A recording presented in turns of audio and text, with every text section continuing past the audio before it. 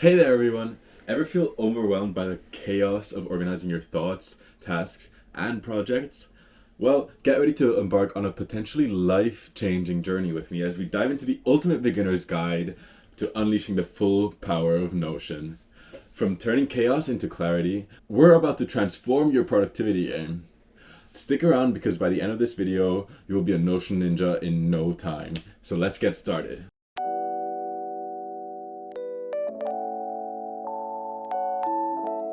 So maybe you've already downloaded Notion, but feel generally overwhelmed by all the different features and UI. Don't worry, because I have you covered there. I'll walk you through how to get Notion if you haven't yet, and we will go through all of Notion's features in this 3-part course. So stay tuned for part 2 and 3 coming out in the next 2 weeks. So yeah, let's just get into this immediately. We will hop onto Notion's website. You can do this through the link in the description of this video. You'll find a link right there that will then immediately get you into the Notion page. So when you open up the link, this is what you get to, and then you can press on Get Notion for free.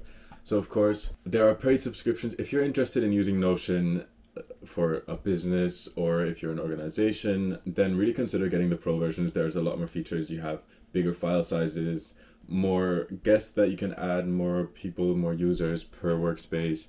There are incredible features. So if you do want that, use the link in my description below, and that would really help me out a lot. You're supporting me just by going through the link, which is awesome.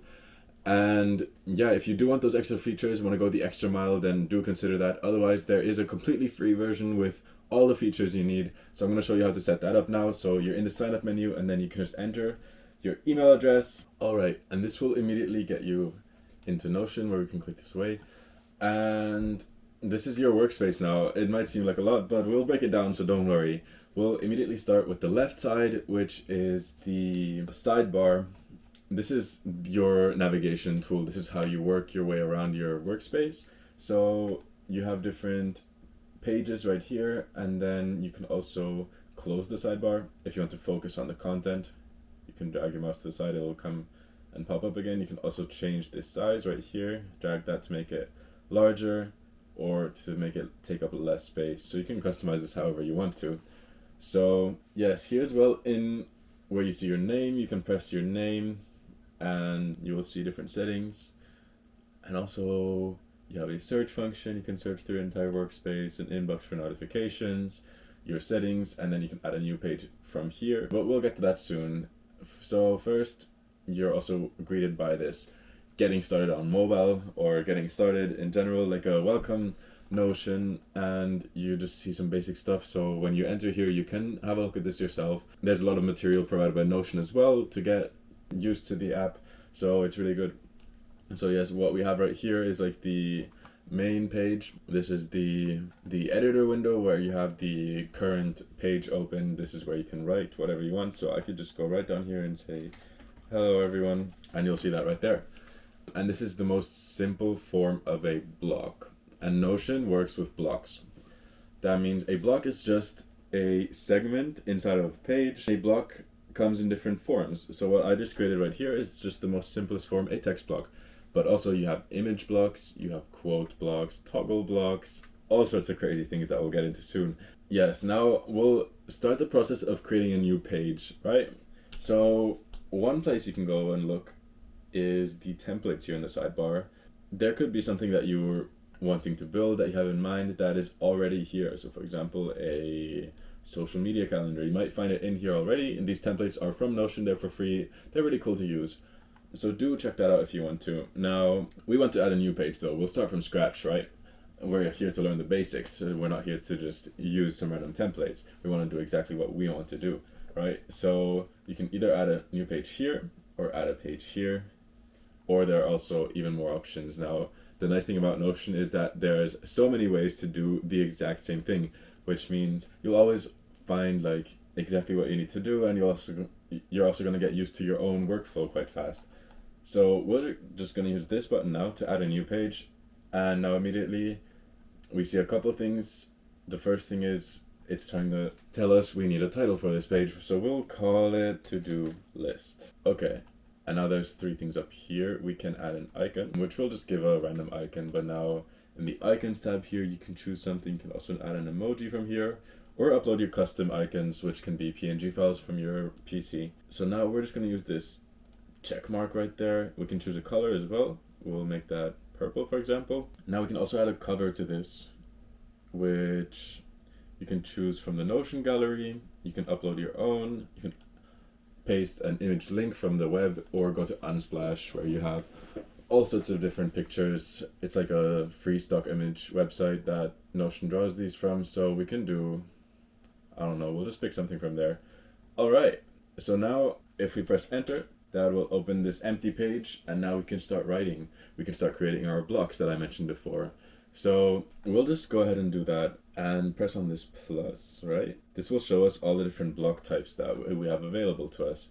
So we have text, we have a subpage, that means that is a page inside of a page, and then different things like to-do lists, headings, tables, lists, quotes, dividers, all sorts of things. Then we also have media blocks and database blocks, and then some more advanced blocks that we can look in later. So we'll just start with a heading. How about that? We'll call this today, for example, enter. And now a different way to access the different block types is to simply press / and then you can use your arrow keys to go down, enter to select the option you want, and it will create that block for you. Another way to do it is, for some block types, you can enter a specific character and it will automatically show you that block type. So just to show you what that looks like, we can, for example, go down one more, and for example, typing 3 dashes, 1, 2, 3, will give you a divider, which is kind of hard to see here now because it's white on gray, but it's right there. You can see a divider. Another thing is typing 1 dash and then pressing enter will give you a bullet point. And now going back to up here, we're gonna just tap slash again, go down to the to-do list, and now we have this to do, and now we can say, for example, groceries. I'm just inventing some to-dos here. Buy train ticket, and I don't know, dinner with wife. There, that might be your average to-do list, and that's how Notion works, right? You have blocks, there are different types of blocks, and then you just start creating them, right, one after the other. However, you can also move blocks very easily by taking this here, these 3, or like these 6 dots right there.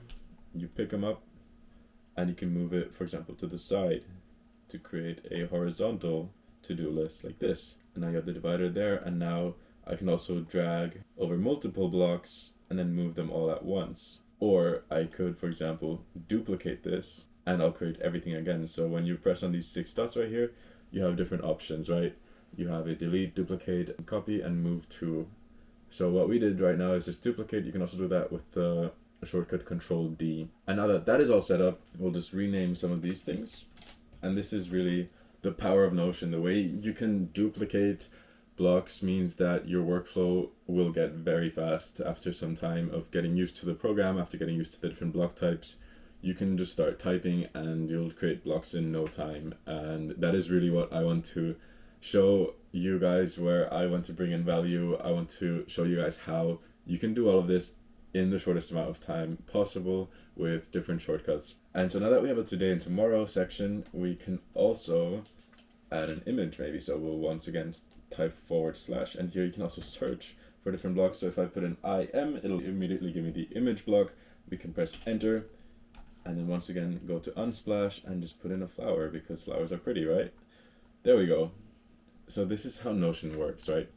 And I also showed you here there are different columns, but there are also like sub blocks. For example, here this could be a sub block of this to do, and this also works with bullet points. So I'll show you that. For example, if I type bullet point here, a list, I'll just call it that.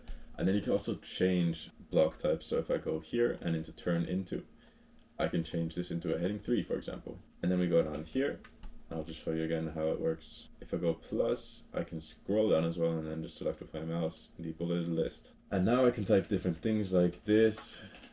And then with tab, I can create a sub bullet point. So I'll press tab to pull that in. Is a, and then once again, I press tab to further move into a sub bullet point, and then I'll say this is a bulleted list. So this way you can use Notion to write different notes, keep track of tasks with different check marks and to-dos, because these to-dos are interactive as well. So if I go to tomorrow, I can check these off and you'll see that these are interactive, and I can also uncheck them, of course. So that's a fun way to track tasks. But stay tuned for next week's video, because we're going to have a look at databases, and with databases you can also track tasks, but in a much more advanced way.